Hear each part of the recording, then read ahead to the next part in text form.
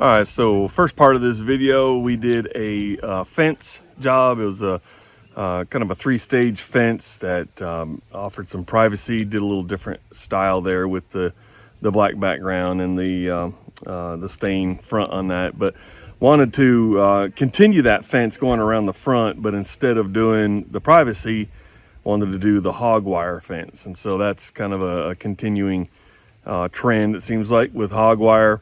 I did mine a little bit different, of course, using AutoCAD, you know, as we go through this, but the hog wire gives it a different look, kind of an industrial kind of look to it. I did black paint again on all the posts and all the framing that goes up. The only problem with that is you got to stain or paint all this, you know, prior to putting the fence up, unless you're just an extremely good painter. Then you'd have to do some stuff there with frog tape and whatnot. But I wanted to go ahead and paint all this before putting it up. It just makes it a lot easier. So some of the pictures just flashing through here, I'm sure, as I'm saying this, just to kind of give you an idea. The biggest challenge was the gate, and I kind of go through a little bit of detail on how to do that. But it really turned out well. I've got some post toppers that I'm probably going to be adding once everything is completed. But this video is just something I wanted to do, sort of part two of the first video. Just wanted to give you an idea on how I did it, and just the steps that are involved with building this kind of a fence. Especially challenging if you have uneven ground, if it's not completely level. Obviously that's a little bit of a challenge, and that's what I ran into, and then having to use brick underneath to kind of fill in that void. Anyway, on my drawing here, you'll notice too, just mainly was being used for spacing, to figure out, you know, about where my posts are going to be in the ground. It helps with doing the estimate to figure out, you know, your material length and that kind of thing. I would have to take the 2x4s and rip them with a table saw to get it down to the size that I needed. But this drawing helped me to get an idea of what I was doing, give me some dimensions to actually dig the holes with, and that kind of thing. So anyway, hope you enjoy the video. I just ask that you like and subscribe. That would be great. Help me out a little bit there too. Enjoy. But first, here's this.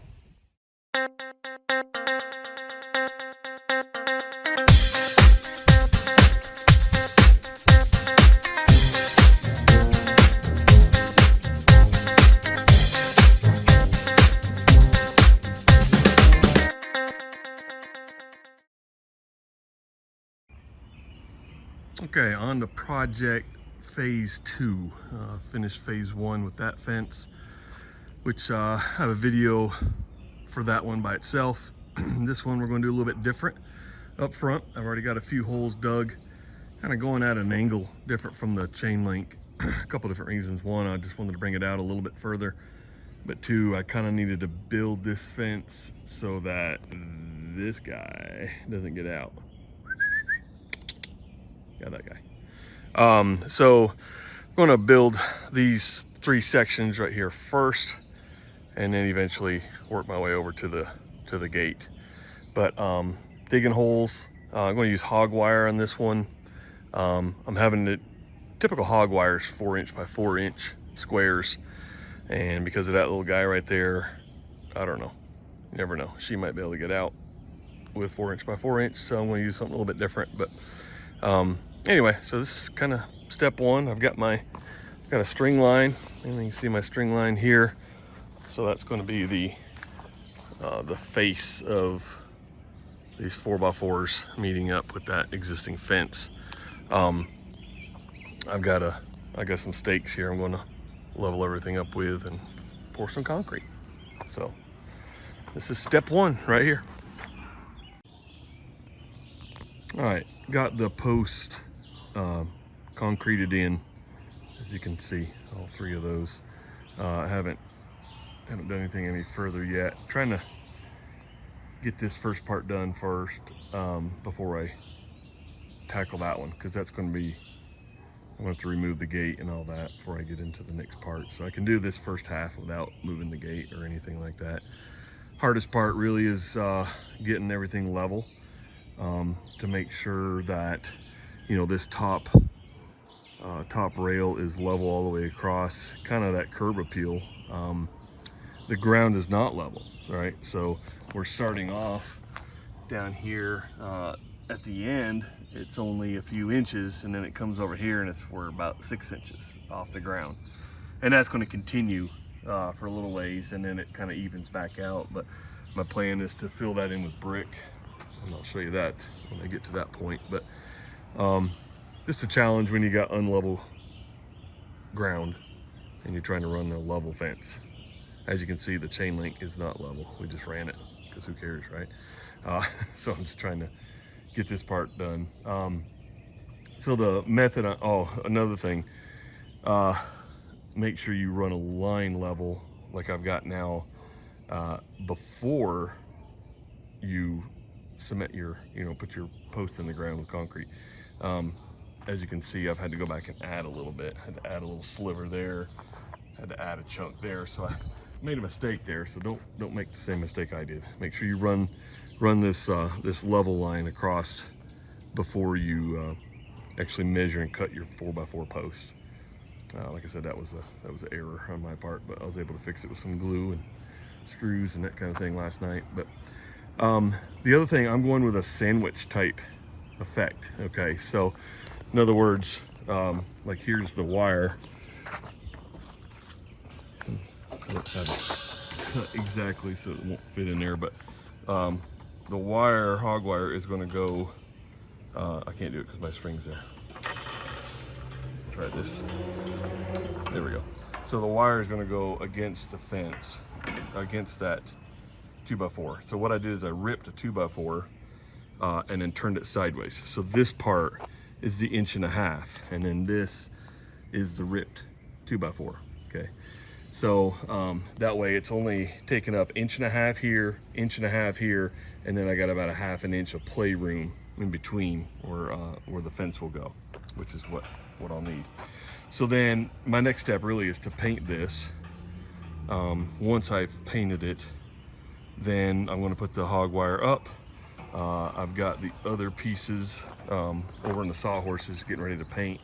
That's going to go, on this side, on the front side, to actually sandwich that hog wire fence. And I'll show you what that looks like here next. So that's where I'm at. I'm about ready to start painting. I've got a couple of the top boards on. I've got all of my other boards cut, but I'm going to paint them first and then start putting everything together. So we'll see what that looks like.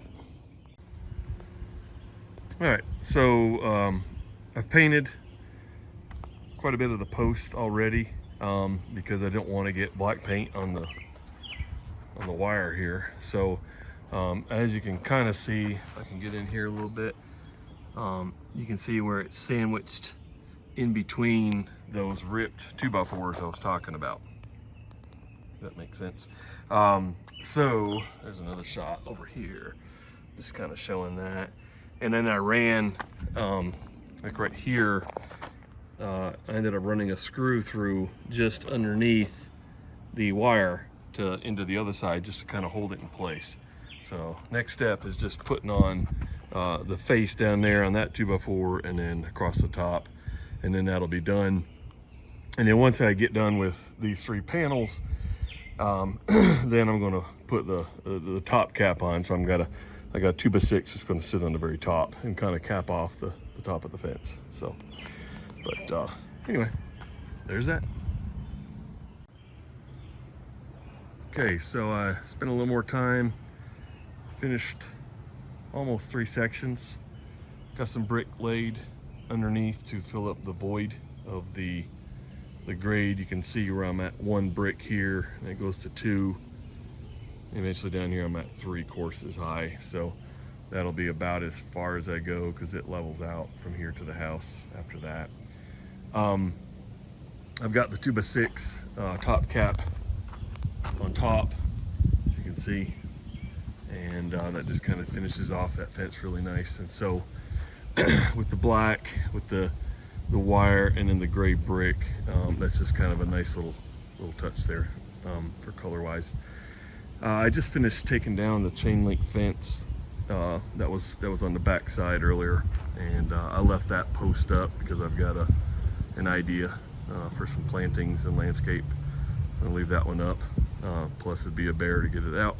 The other two, I ended up just cutting them and at the level of the grade, just because they were going to be too much of a problem. So now I've got this space open here that I need to fix, and then I've got, of course, my fence left. And one thing I was, my plan is to, or was to, I think I've changed that now, was to remove this post and put 6x6 wood post in, which those are 4x4 down through there. I want to do 6x6 on either side of the gate. Just by judging on how hard it was to try to remove the smaller posts, these are bigger and there's more concrete in them. So after staring at this for about 20 minutes, I think what I'm going to do is leave the post and just frame up 2x4s around it to make the post disappear, and then also give me something maybe sturdy to build the gate with. If I do that, that's going to be a lot less work, and I won't have to spend 50 or 60 bucks on a 6x6 post, because I'd have to go into the ground a good couple of feet.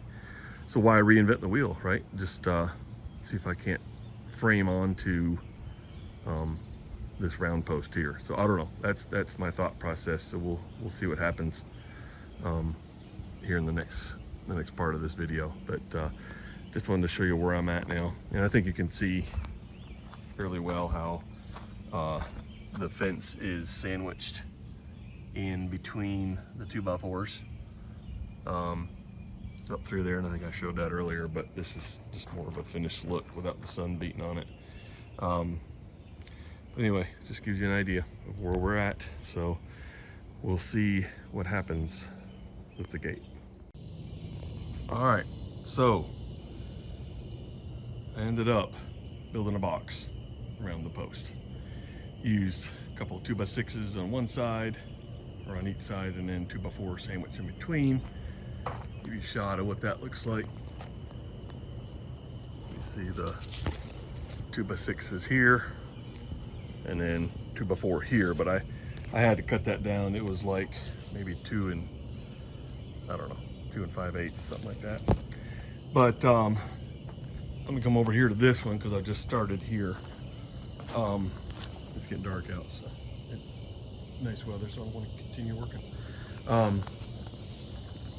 So here, I think you can see the post still in the ground, and what I ended up using are some clamps. It's like a 2-inch pipe clamp. If I can get over here, show you a better shot of that. So there's that 2-inch pipe clamp, just goes around. I had to put a washer on it because my screws were going through the hole there. But so there's the pipe. I had to center it. I ended up using a couple little blocks of wood to put on either side of this, because it was hard to get this pipe centered on that 2x6. So I just temporarily screwed up 2 of these to each side to get it in the center. Put the brackets on, or the pipe clamps here. Put those on, and then took these off, and then now it's in the center. But it's pretty solid. It doesn't move around. I was afraid it'd spin around that pole, but it's actually doing pretty good. So that's that step, and then next is to put the 2x6, on the other side, and then rip a couple of 2x4s that'll go up. And right now it's like about a 5 foot tall, as you can see over here. I'm just kind of running it wild until I figure out what I want to do with the top of it. But I've got the just finished the 4th section, waiting on some paint to dry here, and I'll be putting that top cap on, and that'll be done except for the brick underneath. And then the next step is to actually tackle the gate, which I know will be fun, and then run this one against the brick over here as well. But anyway, that's where we stand. So that's what I ended up going with. Saved a lot of work, really, because if I would have went in there and dug out that concrete around that pipe, I mean, I know it goes at least 2 feet in because I put the pipe in, 20 years ago, I think. It would have took quite a bit to get that thing out of there. So work smarter, not harder, right? So this post, I mean, it moves just a little bit, but I mean, I'm not hanging a, structural iron fence on this thing, so it's not going to be, won't be a problem swinging it. But anyway, so I'm going to finish this up, work on it a little bit more tonight, and then tomorrow we'll start tackling the fence, and we'll see how that goes. But anyway, there's the next step. All right, so I finished the post and then put the other rail in over here on this side. Put the brick underneath. I know there's one thing I learned from this. I've done a handful of masonry work in the past, but typically it's like landscaping stuff, like what I have down here, which is kind of brainless to be able to do. You just got to run stuff in a straight line. Main reason I put that there so a dog won't dig out underneath the fence. But over here, I finished the brick here, but if I step back and look, not quite a straight line with my mortar joints, but you know what, it works. All right, so now the gate. Gosh, I have drawn this on AutoCAD. I drew it on paper, made several mistakes, finally got this thing to go. So here's my plan. What I ended up doing is if you ever built a gate before, I mean, it's kind of hard to, first of all, get it nice and level across, and you run into some issues.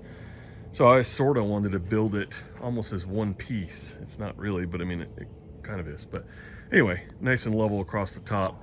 So what I did is I put just a spacer in here, basically just a 1x, it's like a 3/4 inch spacer, just to get it off the post so that I have room for my hinges.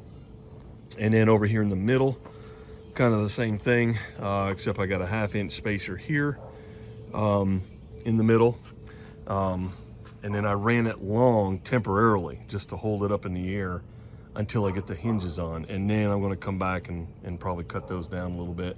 Or actually I take that back. I'm going to leave them long because I gotta fill in with fence down here, because none of this brick does any good if the dog can go out here. So once I'm done with that fence panel, then I'm going to come down and do a smaller one across the bottom. So those will actually be my attachment for the rails and stuff at the bottom.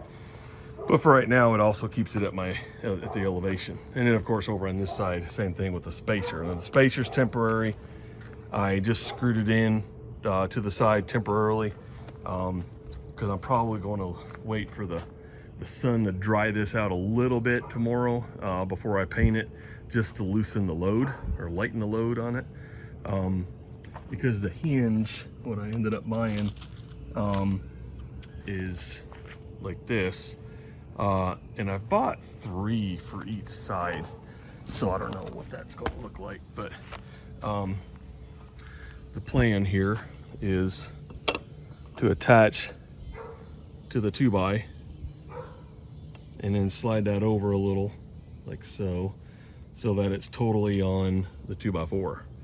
And I've got, like I said, I've got 3 of them just in about a 3-foot span here, but they're supposed to be 50 pounds a piece. But gosh, with pressure treated lumber, sometimes that gets a little heavy until it dries out some. So I don't know, we'll see. I'm big on overkill.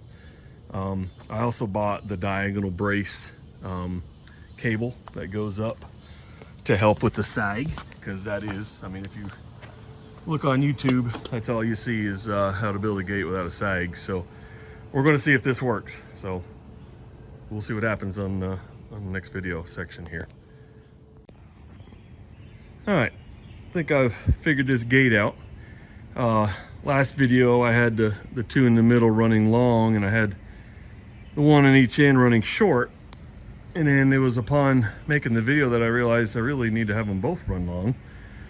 And what I mean by that, this 2x4 that is against the wall that the hinge will be connected to, I had to go all the way down at the bottom past.